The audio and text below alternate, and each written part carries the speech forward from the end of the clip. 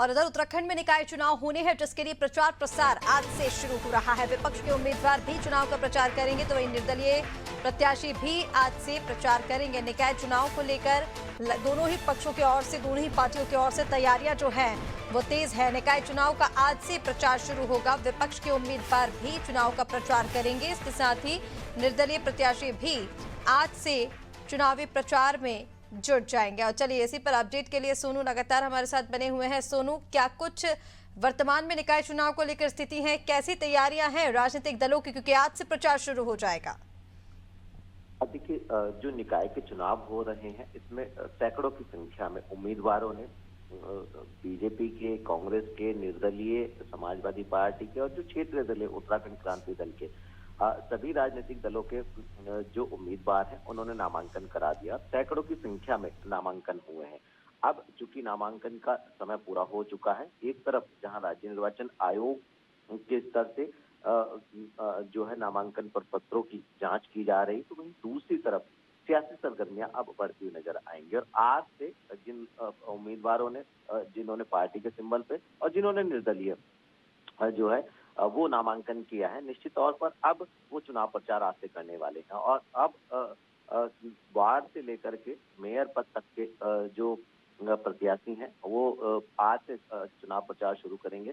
सत्ताधारी पार्टी की अगर हम बात करें ऋषिका, तो सत्ताधारी पार्टी बीजेपी के जो मौजूदा सांसद हैं राज्यसभा के, लोकसभा के, इसके अलावा मुख्यमंत्री, कैबिनेट मंत्री, ये सभी कहीं ना कहीं जो पार्टी के स्तर से चुनाव लड़ेंगे नगर निगम के, नगर पंचायतों के और नगर पालिकाओं के अध्यक्ष पद के लिए, उन सबके पक्ष में चुनाव प्रचार करना शुरू करेंगे स्टार प्रचारक के तौर पर।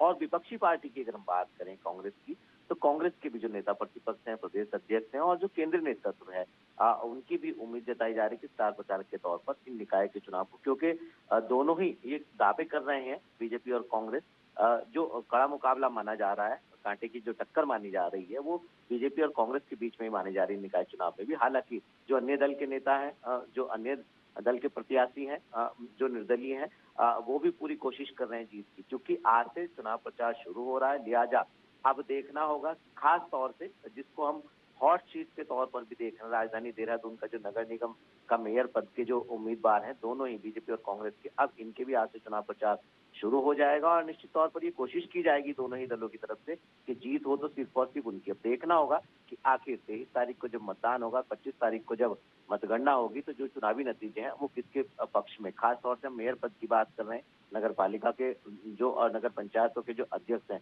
उन पदों की हम बात कर रहे हैं, और इनके जो मेंबर हैं उनकी देखना होगा कि आखिर किसका पलड़ा भारी होता हुआ चुनावी परिणाम के तौर पर दिखाई देगा।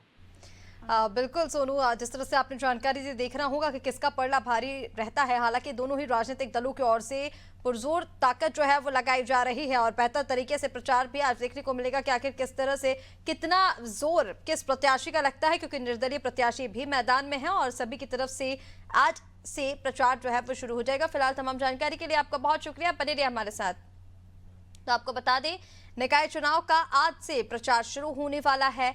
दोनों ही राजनीतिक दलों की ओर से तैयारियां पूरी हैं। निर्दलीय प्रत्याशी भी आज से चुनावी मैदान में प्रचार के लिए उतरेंगे।